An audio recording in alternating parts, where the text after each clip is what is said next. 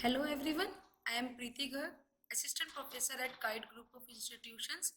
Welcome to the lecture series of data compression, and today we are going to discuss LZ77 encoding technique, which is also known as sliding window protocol to encode any message. These are the contents of our presentation which we are going to discuss today.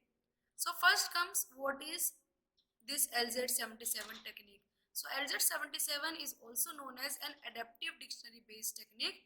So here we will have a dictionary, and using that dictionary we will encode our message. So we will have some encoded message. Using that we will encode the new upcoming message. As I told you that it is known as sliding window. So here we will have a sliding window like this. This will be divided using one divided line. In the left portion we will call it as a search buffer, and the right portion is known as look ahead buffer. So here search buffer means that portion which we have recently encoded, and look ahead buffer means look ahead, which we are going to look now. This is the sequence to be encoded. So using this search buffer we are going to encode our look ahead buffer message, and our message will be read it from right side to the left side. We will read it from right to left. And here while reading the message from this side, we will use three things. First is known as length, second is offset, and third is code. So here offset means that how from this dividing line at which index number we got a matching sequence in the search buffer and the look ahead buffer. So here the encoder check the symbol in the look ahead buffer with search buffer considered here as the dictionary. So here search buffer is a dictionary and look ahead buffer is we are encoding, and that position from where we got our first match will be known as our offset.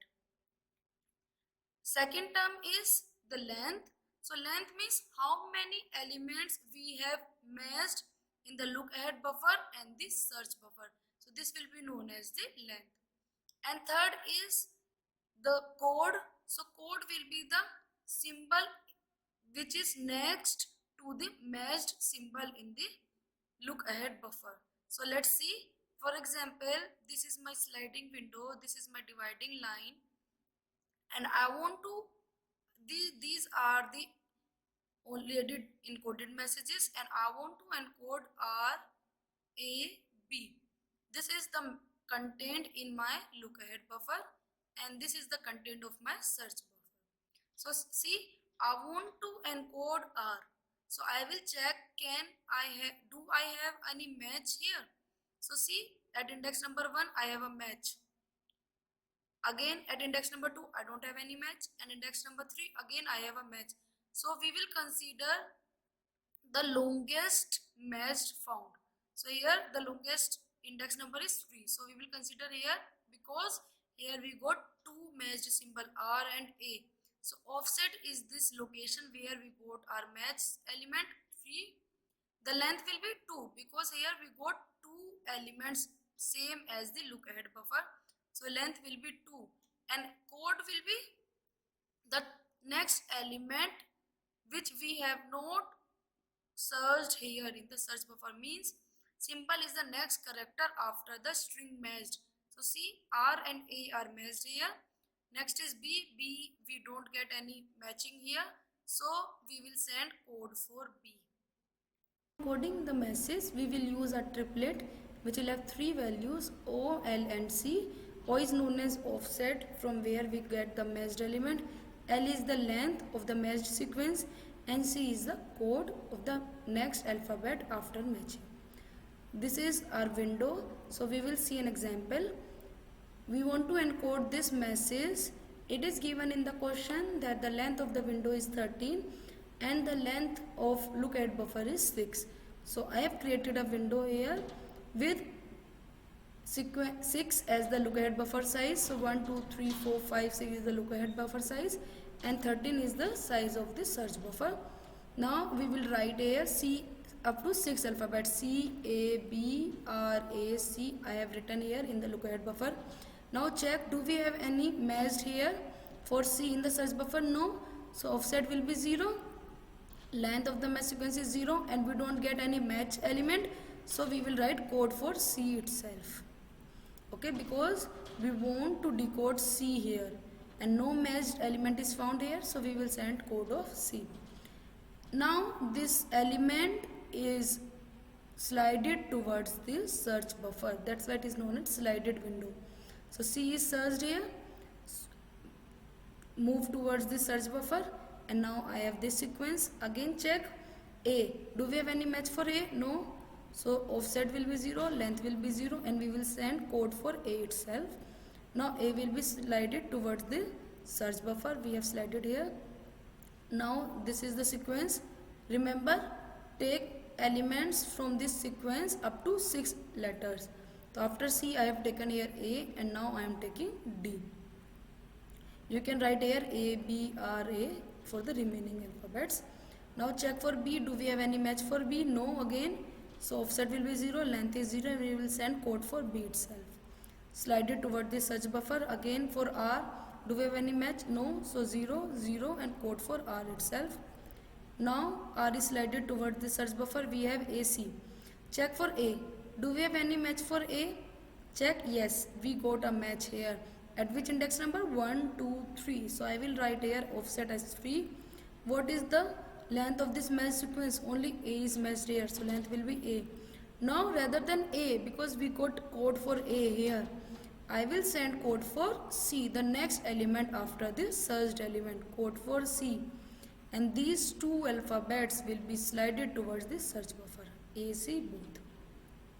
Next I have A, D, check, do we have any match for A? So we have matched for A here as well as here. First we consider the length. If the length of the both matched element is same, so we will take the first one. So here A is matched here with the index number 2 and the length is 1, because A is matched here, so I will send code for D. And we will slide A and D towards the search buffer. A and D moves here, and I have A, B, R, A. I have taken A, B, R, A, and next after R, A I have taken here R and R. Check, do we have any match for A, B, R, A? See, 1, 2, here we got a match. After at 4 we got a match, and at 7 we got a match. Now check the length. So A, B, R, A, this is the largest length, 4. I will write here 7 because index number is 7. Length is 4 and A, B, R, A is matched, so we will send code for R. And what we will do? Now these 5 alphabets will be slided towards the left hand side, and my window will look like this. After this I have taken all the alphabets up to 6 length.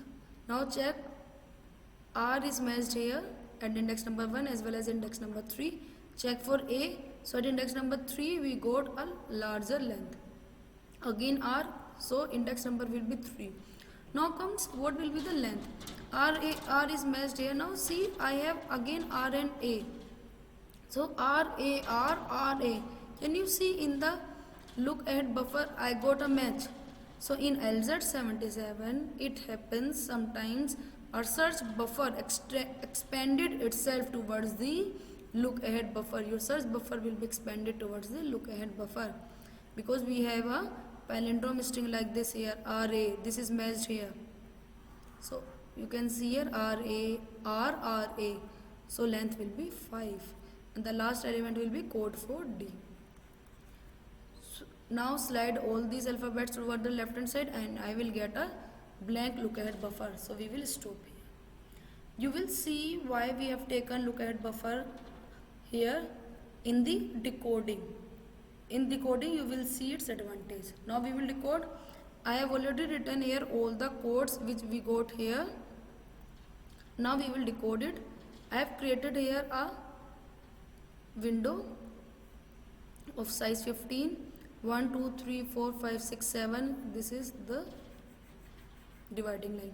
Now code for C, 0, 0. So no match here, no match 0.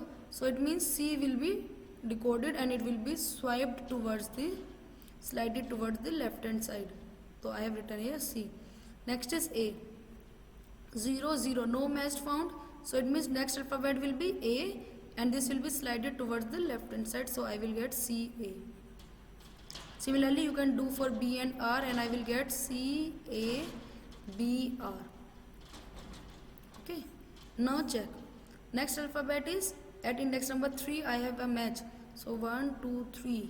So matched alphabet will be A, and its length is 1. So next alphabet will be A, and it is sending code for C, so we will send C. So now these two will be slided towards the left hand side, and my window will be C A B R A C. Similarly you can do it for D. For D it will be index number 2. A match is found here, so I will write here A. Next symbol is D. Slide it towards the left hand side, and again do the same procedure. So I am writing here up to 7 alphabets, 1 2 3 4 5 6 7. C will be moved out of the search buffer. So up to D we have done here. Now check for this line. At index number 7 we got a match. So 1 2 3 4 5 6 7 we got a match here A. What we will do, up from A take the 4 alphabets A B R A, right here. Next is code for R, so it means next alphabet is R.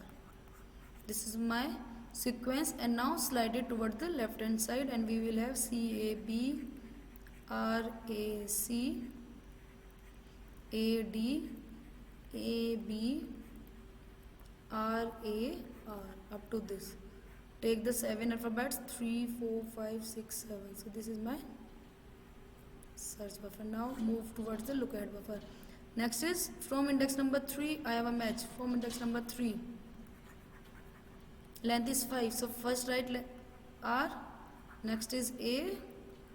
Now see, we have to write up to length 5, so R A R, length 1 2 3, again length 4, length 5.